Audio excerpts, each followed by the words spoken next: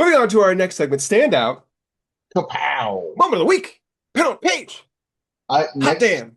next time I record it, I'm gonna do it like Harry Carey. I'm Ooh, gonna do my best Harry Carey.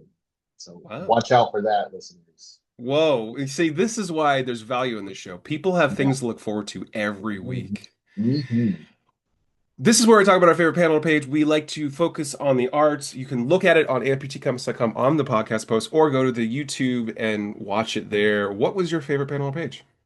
Mine was from Did You Hear About Mimi Green #2 by Connor Smith and Josh Cornillan. I mean, I'm a body horror boy. I make no bones about this, and this book is giving us uh mega ultra ultimate body horror. I mean, Mm-hmm. even just the way that kind of Josh draws blood is I Mm, I feel like somebody actually mm. smeared real human blood on the There's a page. viscosity to it. Yeah, exactly. He gets why blood is so interesting, why it's so compelling, how to sort Mm, of make use of it. And then of course we've got giant mutating razor sharp arm. hmm Uh and I mean the thing about this book is that it's very this sort of like cerebral dissection of social media and parasocial relationships and Right.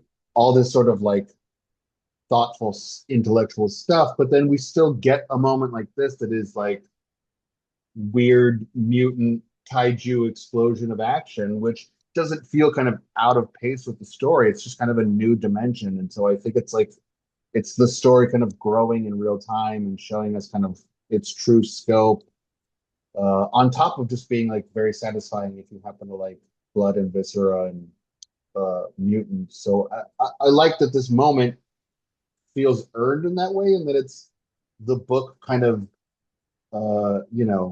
really getting a chance to kind of grow and spread out and do lots of different things while still respecting kind of that core of, you know, this is a very thoughtful book that has a lot to say kind of about very relevant, very kind of complicated things right now.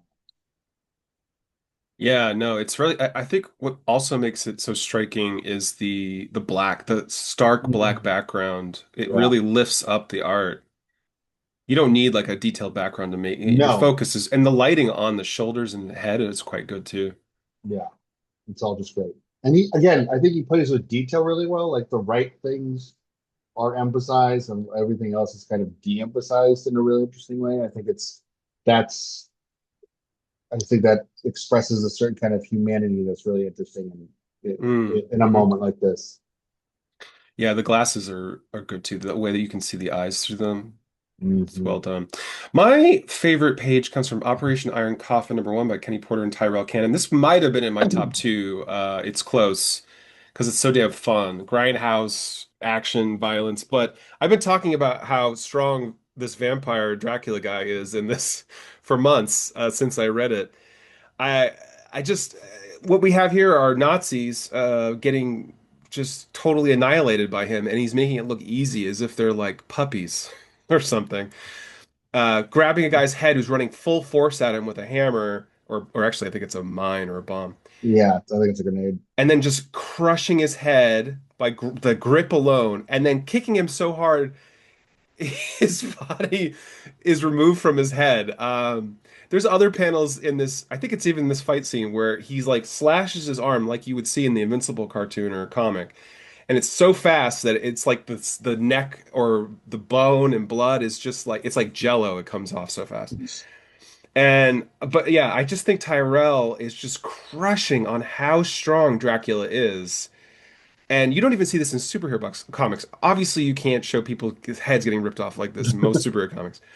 But even Hulk, like when they punch a guy, he might fly 100 feet or Yeah, he'll go yards, 100, but he's in one piece. but there's just something about how he's drawing the speed lines and the blurriness of the foot here on the bottom, where it's just he's hitting this guy with like the force of an asteroid, Yeah. I which would also is like so exciting. I would also like to add, like, I love, like, I've been thinking about this book since I read it earlier Yeah. this week. Just kind of the way that they depict kind of I don't want to say complicated nature of this Dracula, but like it's Mm. very much a character who I think is is operating on a few different levels and he's working through a lot of different things and like that's incredibly interesting and to get that book but then also just like the same kind of like thoughtfulness and inventiveness to the action like I you can feel that kind of that last panel like what that might be like and just like the force of that moment and so to get those two things together I think that just makes this book feel all the more satisfying.